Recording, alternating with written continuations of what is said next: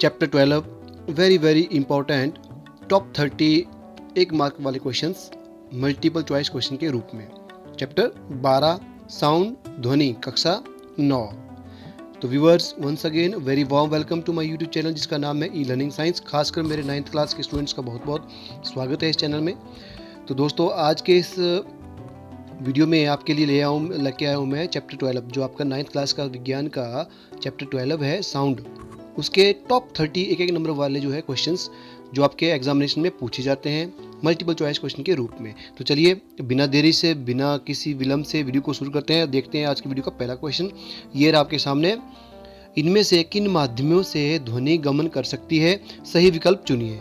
तो आपके पास ऑप्शन है। ऑप्शन ए लकड़ी और निर्वात, ऑप्शन बी लकड़ी जल और वायु, ऑप्शन सी जल और निर्वात, ऑप्शन डी वायु और निर्वात।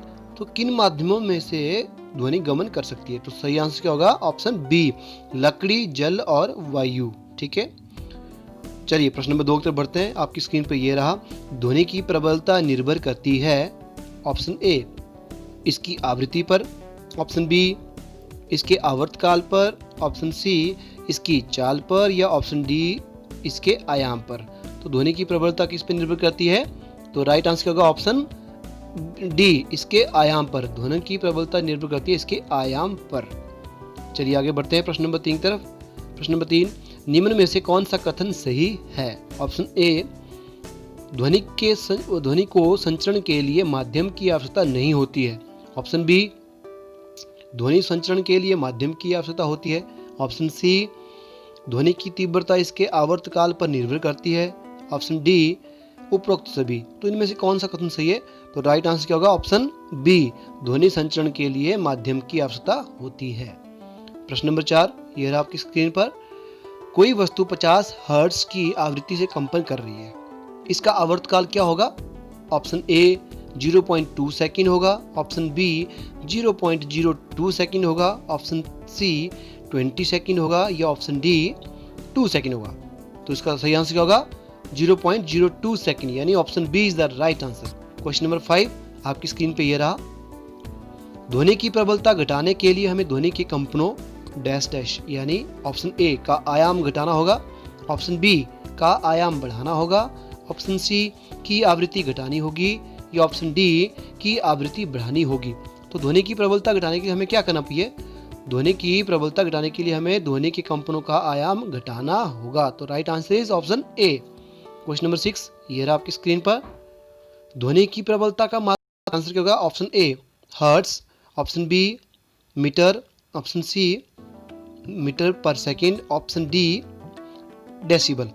तो ध्वनि की प्रबलता यानी जो तीक्ष्णता होती है, जो पीक होती है ध्वनि की, वो कितनी तेज गति से है, वो किस पर निर्भर करती है, या उसका मात्रक क्या है? तो राइट आंसर होगा ऑप्शन डी डेसिबल। हम बोलते हैं कितने डेसिबल की ध्वनि है, तो वो क्या होती है? उसकी तीव्रता होती है।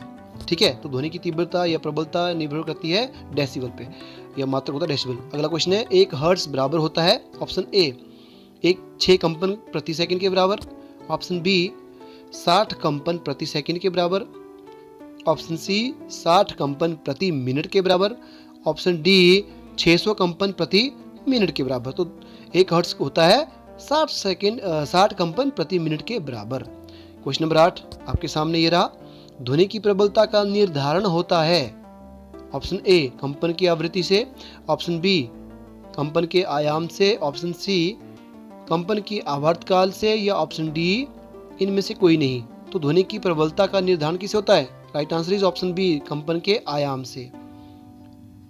चलिए आगे बढ़ते हैं प्रश्न नंबर 9 की तरफ। ये रहा आपकी स्क्रीन पर। ध्वनि का तारतम्य ज्ञात किया जाता है ऑप्शन ए इसके आयाम से, ऑप्शन बी इसके आवर्तकाल से, ऑप्शन सी इसकी चाल से, या ऑप्शन डी इसकी आवृत्ति से। ध्वनि का तारतम्य किससे ज्ञात किया जाता है? तो right answer is option D इसकी आवृत्ति से।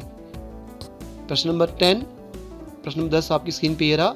श्रव्य ध्वनि के कंपनों की आवृत्ति होती है ऑप्शन ए 100 वर्ष, ऑप्शन बी 49 वर्ष, ऑप्शन सी 25 वर्ष, ऑप्शन डी 20 हर्ट्ज से 20,000 हर्ट्ज। एक्चुअली वैसे तो इसका आंसर बिल्कुल आसान दिख रहा है आपको, पर यहाँ पे जो ऑप्शन आएंगे ना, वर्ड्स की जगह आपको हर्ट्ज आएगा, तो यहाँ पे हर्ट्ज होगा।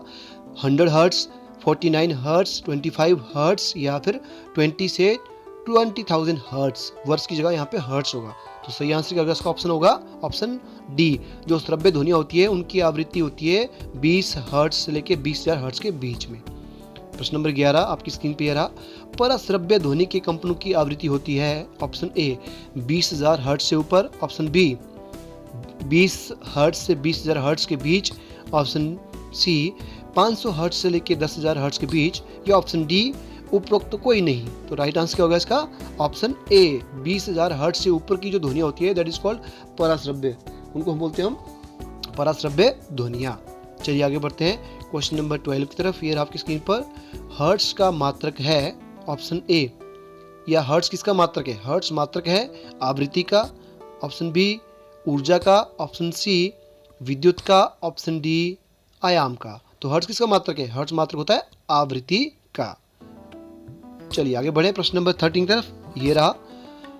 चंद्रमा पृथ्वी के चारों ओर चक्कर लगाता है, चंद्रमा की गति ऑप्शन ए सरल आवर्त गति है, ऑप्शन बी दोलन गति है, ऑप्शन सी आवर्त गति है, ऑप्शन डी कंपनित गति है। तो क्या होगा सही आंसर? तो इसकी गति क्या होगी? आवर्त गति होगी। Question number 14। किसी गैस में तरंगे उत्पन्न हो सकती हैं, ऑप्शन ए केवल अनुप्रस्थ, ऑप्शन बी अनुप्रस्थ तथा अनुदैर्ध्य दोनों, ऑप्शन सी केवल अनुदैर्ध्य, ऑप्शन डी इनमें से कोई नहीं। तो इसका सही आंसर क्या होगा? ऑप्शन सी केवल अनुदैर्ध्य तरंगे ही उत्पन्न हो सकती है किसी गैस में।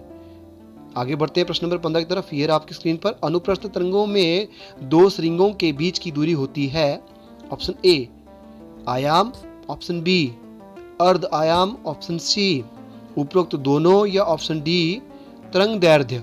तो अनुप्रस्थ तरंगों के दो श्रृंगों के बीच की दूरी होती है ऑप्शन डी तरंग दैर्ध्य। आगे बढ़ते हैं प्रश्न नंबर 16 की तरफ। ये रहा आपकी स्क्रीन पर। ध्वनि की चाल सर्वाधिक होती है, ऑप्शन ए द्रव में, ऑप्शन बी गैस में, ऑप्शन सी ठोस तथा गैस दोनों में, ऑप्शन डी ठोस में। तो ध्वनि की चाल सर्वाधिक कहाँ होती है? ठोस में। ठीक है, आगे बढ़ते हैं प्रश्न नंबर 17। ये रहा आपकी स्क्रीन पर। एक तरंग की तरंग दैर्ध्य 4 सेंटीमीटर तथा आवृत्ति 400 प्रति सेकंड है। इसकी चाल होगी ऑप्शन ए 30 सेंटीमीटर पर सेकंड, ऑप्शन बी 8 सेंटीमीटर प्रति सेकंड, ऑप्शन सी 20,000 सेंटीमीटर पर सेकंड, या ऑप्शन डी 200 सेंटीमीटर प्रति सेकंड या पर सेकंड। तो इसकी सही आंसर क्या होगा? ऑप्शन सी 20,000 सेंटीमीटर पर सेकंड। एक सेकंड में 20,000 बार वह क्या करेगा? इसकी चाल होगी। आगे बढ़ते हैं प्रश्न नंबर 18 की तरफ। 18वां प्रश्न ये आपके सामने। अनुदैर्ध्य तरंगों में माध्यम के कण दोलन कारण करते हैं या दोलन करते हैं किसके कारण? ऑप्शन ए तरंग गति की दिशा के लंबवत करते हैं, ऑप्शन बी तरंग गति की दिशा के समांतर करते हैं, ऑप्शन सी तरंग गति की दिशा से 120 डिग्री कोण पर करते हैं, या ऑप्शन डी किसी भी दिशा में नहीं। जो अनुदैर्ध्य तरंगों के माध्यम में जो कण होते हैं वह दोलन कण करते हैं किसमें? राइट आंसर क्या होगा इसका? ऑप्शन बी तरंग गति की दिशा के समांतर वह दोलन करते हैं। प्रश्न नंबर 19 आगे बढ़ते हैं एक तरह। ये रहा आपका प्रश्न नंबर 19वां। पानी की सतह पर पत्थर डालने से पानी में उत्पन्न तरंगे होती हैं, ऑप्शन ए केवल अनुप्रस्थ होती हैं, ऑप्शन बी केवल अनुदैर्ध्य होती हैं, ऑप्शन सी अनुप्रस्थ तथा अनुदैर्ध्य दोनों होती हैं, या ऑप्शन डी कोई नहीं होती है। तो राइट आंसर क्या होगा? ऑप्शन ए केवल अनुप्रस्थ तरंगे पानी में उत्पन्न होती हैं जब हम पानी में पत्थर डालते हैं। तो व्यूअर्स आई होप आपको ये सभी प्रश्न अच्छी तरह से समझ आ रहे होंगे और अच्छी तरह से आप इनको समझ के वीडियो को देख रहे होंगे। तो इसी तरह इस वीडियो को देखते रहें, टिल एंड तक देखते रहें, ताकि आपको सारे के सारे 30 के 30 प्रश्न जो है अच्छी तरह से समझ आ जाएं। अगर कोई दिक्कत, कोई परेशानी, कोई क्वेरी हो तो आप कमेंट बॉक्स में नीचे अपने क्वेरीज लिख सकते हैं, मैं उनको देख के उसका आपको रिप्लाई कर दूंगा। ठीक है, चलिए आगे बढ़ते हैं प्रश्न नंबर 20 की तरफ। ये आपकी स्क्रीन पर। वायु में ध्वनि तरंगों की प्रकृति होती है, ऑप्शन ए केवल अनुप्रस्थ, ऑप्शन बी केवल तरंग दैर्ध्य, ऑप्शन सी उपरोक्त दोनों में से कोई नहीं, या ऑप्शन डी अनुप्रस्थ तथा तरंग दैर्ध्य दोनों प्रकार की। तो राइट आंसर क्या होगा इसका? ऑप्शन डी अनुप्रस्थ तथा तरंग दैर्ध्य दोनों प्रकार की प्रकृति होती है वायु में ध्वनि तरंगों की। प्रश्न नंबर 21 आपके सामने, वायु में दो ध्वनियों के तरंगदैर्ध्य का अनुपात 1:4 है, इनकी आवृत्तियों का अनुपात क्या होगा? ऑप्शन ए 1:4, ऑप्शन बी 1:2 या 1:2, ऑप्शन सी 4:1 या 4:1, ऑप्शन डी 2:1 या 2:1। तो राइट आंसर क्या होगा इसका? ऑप्शन सी, इनकी जो अनुपात होगा आवृत्तियों का 4:1 यानी 4:1 होगा। आगे बढ़ते हैं प्रश्न नंबर 22 तरफ। 20 हर्ट्ज से कम आवृत्ति की यांत्रिक तरंगों को कहते हैं श्रव्य, ऑप्शन बी अवश्रव्य, ऑप्शन सी पराश्रव्य, ऑप्शन डी इनमें से कोई नहीं। तो उसका सही आंसर क्या होगा? Option B अवश्रव्य। 20 हर्ट्ज से कम की ध्वनियां होती है ना आवृत्ति की, उनको बोलते हैं अवश्रव्य। उनको हम सुन नहीं सकते, हम केवल 20 से 20,000 के बीच की ध्वनियां ही सुन सकते हैं। उसकी ऊपर वाली और उसकी नीचे वाली ध्वनियां हम नहीं सुन सकते। तो 20,000 ऊपर से जो ध्वनियां होती है, 20,000 हर्ट्ज आवृत्ति की जो ध्वनियां होती हैं, उससे ऊपर की ध्वनियां होती हैं, उनको बोलते हैं पराश्रव्य। और 20 हर्ट्ज से जो नीचे की ध्वनियां होती हैं, उनको बोलते हैं हम अवश्रव्य। प्रश्न नंबर 23, श्रृंग तथा गर्त किस प्रकार की तरंगों में उत्पन्न होते हैं? तो ऑप्शन ए अनुप्रस्थ तरंगों में, ऑप्शन बी तरंगदैर्ध्य तरंगों में, ऑप्शन सी अनुप्रस्थ तथा तरंगदैर्ध्य दोनों तरंगों में, ऑप्शन डी इनमें से किसी में नहीं। तो राइट आंसर क्या होगा? ऑप्शन बी, केवल तरंगदैर्ध्य तरंगों में ही श्रृंग तथा गर्त उत्पन्न होते हैं। आगे बढ़ते हैं प्रश्न नंबर 24। ये रहा आपके सामने, किसी पदार्थ में तरंग का संचरण होते समय पदार्थ के कणों में कौन सी गति होती है? ऑप्शन ए वर्तुल गति, ऑप्शन बी दोलन गति, ऑप्शन सी सरल आवर्त गति, ऑप्शन डी दोलन तथा वर्तुल गति। तो राइट आंसर क्या होगा इसका? ऑप्शन सी सरल आवर्त गति। ठीक है, आगे बढ़े प्रश्न नंबर 25 तरफ। चलिए, ये रहा आपके सामने, तरंग के मार्ग में माध्यम के कणों के दोलन में मध्य स्थिति से अधिकतम विस्थापन को कहते हैं। ऑप्शन ए आवृत्ति, ऑप्शन बी आयाम, ऑप्शन सी तरंग वेग, ऑप्शन डी तरंगदैर्ध्य। तो इनमें से इसको क्या कहते हैं? तो राइट आंसर क्या होगा इसका? उसको कहते हैं आयाम। Option B is the right answer.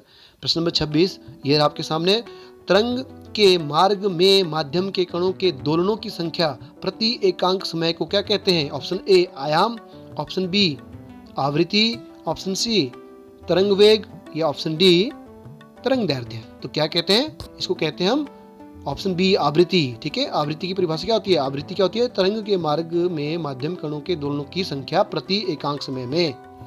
आगे बढ़े, लास्ट के 3 क्वेश्चन आर रिमेनिंग। तो पहला इसका 27 नंबर क्वेश्चन है, किसी तरंग द्वारा 1 सेकंड में तय की गई दूरी को क्या कहते हैं? ऑप्शन ए आयाम कहते हैं, ऑप्शन बी उसको आवृत्ति कहते हैं, ऑप्शन सी तरंग वेग कहते हैं, या उसको तरंगदैर्ध्य कहते हैं। तो उसको क्या कहते हैं? उसको कहते हैं हम तरंग वेग।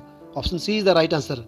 क्वेश्चन नंबर 28, ये आपके सामने, एक दोलन के समय में तरंग द्वारा चली गई दूरी को कहते हैं। ऑप्शन ए आवृत्ति, ऑप्शन बी आयाम, ऑप्शन सी तरंगदैर्ध्य, या ऑप्शन डी तरंग वेग। तो क्या कहते हैं इसको? तरंगदैर्ध्य। Option C the right answer. Last के 2 question are there. Question number 29, किसी तरंग का दोलन आयाम 3 गुना बढ़ा देने पर, बड़ा की जगह बढ़ा होगा, बढ़ा देने पर तरंग की तीव्रता में क्या परिवर्तन होगा? तो ऑप्शन ए तीव्रता इज इक्वल टू 3q। ठीक है, मतलब 27 गुना बढ़ जाएगी। ऑप्शन बी तीव्रता उतनी ही रहेगी, ऑप्शन सी तीव्रता इज इक्वल टू 3 का स्क्वायर यानी 9 गुना बढ़ जाएगी, ऑप्शन डी उपरोक्त सभी। तो क्या होगा इसका सही आंसर? ऑप्शन सी 3 की पावर 2 यानी 9 गुना बढ़ जाएगी। Last question of this video, ध्यान से देखिए व्यूअर्स। 2 प्रकार की यांत्रिक तरंगें जो हमें सुनाई नहीं देती होती हैं, यानी 2 प्रकार की यांत्रिक तरंगें होती हैं जो हमें सुनाई नहीं देती, वो होती हैं ऑप्शन ए श्रव्य तथा अवश्रव्य तरंगें, ऑप्शन बी जो हमें नहीं सुनाई देती कौन सी होती है? ध्यान से देखिए, अवश्रव्य तथा पराश्रव्य तरंगें, ऑप्शन सी श्रव्य तथा पराश्रव्य तरंगें, ऑप्शन डी उपरोक्त सभी। तो पहला श्रव्य तथा अवश्रव्य ये तो नहीं हो सकता, श्रव्य तथा पराश्रव्य ये भी नहीं हो सकता क्योंकि श्रव्य सुनाई देती है, और डी तो हो ही नहीं सकता क्योंकि बी में अवश्रव्य तथा पराश्रव्य। तो राइट आंसर होगा अवश्रव्य तथा पराश्रव्य। Option B is the right answer. ऐसी तरंगें जो हमें नहीं सुनाई देती उनको बोलते हैं अवश्रव्य तरंगें। अवश्रव्य क्या होती है? जिनकी आवृत्ति 20 हर्ट्ज से नीचे होती है, और जो पराश्रव्य तरंगें होती है वो भी हमें नहीं सुनाई देती, उनकी आवृत्ति होती है 20,000 हर्ट्ज से ऊपर। तो हमारे कानों की जो श्रवण शक्ति होती है वो केवल 20 हर्ट्ज से लेके 20,000 हर्ट्ज तक की आवृत्ति वाली ध्वनियों को ही सुन सकती हैं। इसके ऊपर नीचे वाले हम नहीं सुन सकते। तो व्यूवर्स, आई होप आपको ये सारे के सारे प्रश्न अच्छी तरह से समझ आए होंगे। मैंने आपको चैप्टर 12 ध्वनि के जो टॉप 30 क्वेश्चन बन रहे थे एक एक नंबर वाले, इसको पूरे चैप्टर को समराइज करके आपके सामने लाया था और आपको मैंने बताया। तो उम्मीद है आपने ये वीडियो पूरा देखा होगा और सभी प्रश्नों को अच्छे से समझ कर नोट किया होगा। तो viewers, thank you for watching my channel, thank you for watching my video and thank you for being with me till the end of the video. So thank you very much. आपने अभी तक मेरे channel को अगर subscribe नहीं किया है तो kindly do subscribe my channel and please press the bell icon button so that when I upload any new video in my channel you will get the notification first. Okay, so thank you very much. Stay tuned till my next video. Thank you very much.